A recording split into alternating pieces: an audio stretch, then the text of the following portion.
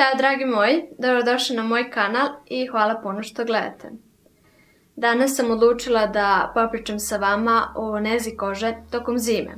Svi znamo da se zimi više suše koža nego u svim ostalim godišnjim dobima. Te sam ja odlučila da mi danas pričamo o tome zašto se koža isušuje tokom zime. Prvo želim da vam objasnim zašto se to dešava. Zimi je temperatura napolje dosta niska, također je i vlažnost vazduha niska, također u prostorijama gdje boravimo je temperatura visoka, a vlažnost vazduha je niska i zbog toga dolazi do isušivanja kože. Također naš nivo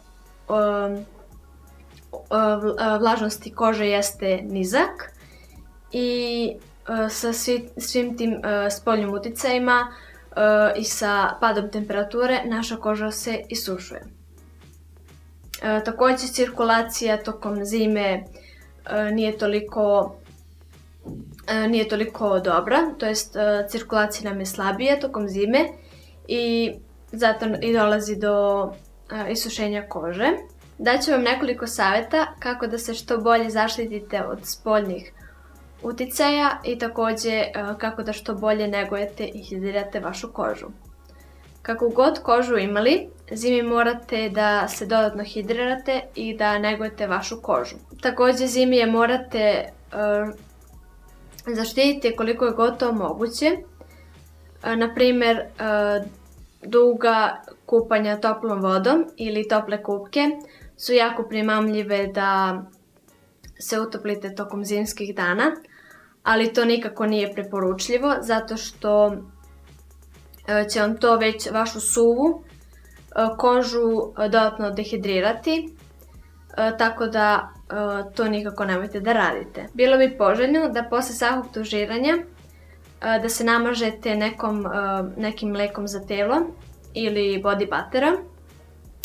Također, kao što radite hidrataciju s polja, treba i unutrašnja hidratacija, to jest da pijete dovoljno količine vode.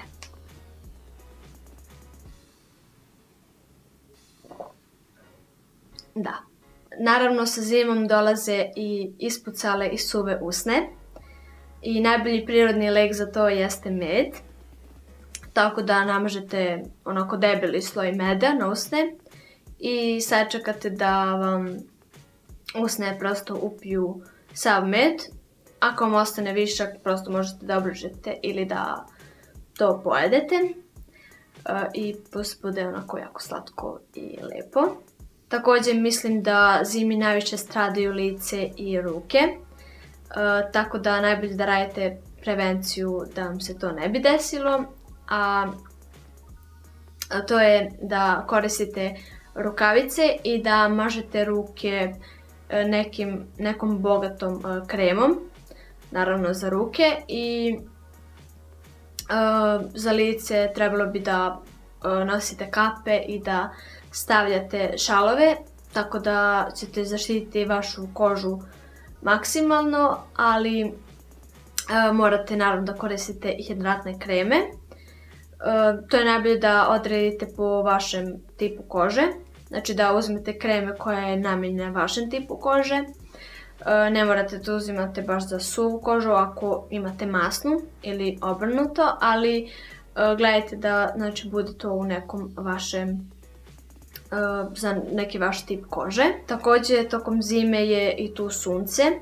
Pored svih spoljašnjih uticaja koji loše utiču na vašu kožu, trebalo biste da koristite i neku kremu sa zaštitnim faktorom, jer jeste sunce slabije, ali opet deluje na vaše lice, tako da negdje minimalno bi trebalo da koristite sa faktorom 15. Također tokom zimskog perioda ne bismo trebali da izostavljamo pilinge kako za lice tako i za telo, jer će nam to očistiti mrtve ćelije, to jest skinuće sve mrtve ćelije i to će nam omogućiti bolje prodiranje hidratnih krema. I za kraj, kako ne bismo dobili dodatno isušenje u prostorijama u kojima boravimo, najbolje bi bilo da stavimo u posudu neku, znači običnu vodu da stavimo u neku posudu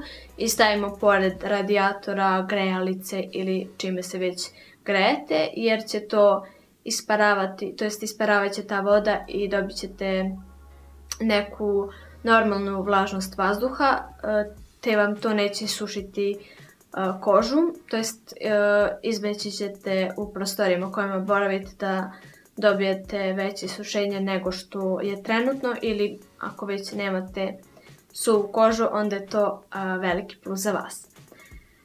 Svakako trebali bismo da radimo prevenciju i da se zaštitimo tokom zimskog perioda, jer je koža najveći organ na telu i mislim da je to jako bitno, zato što kada budemo ostarili prosto nećemo imati toliko bora nego koliko bi imali ako se ne bi dovoljno hidrirali i negovali našu kožu.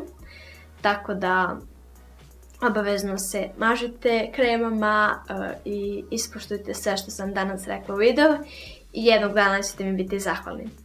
Hvala puno što ste gledali ovaj video. Nadam se da vam se dopao. Ako jeste, obavezno ga lajkujte, šerujte i subscribeujte se na moj kanal.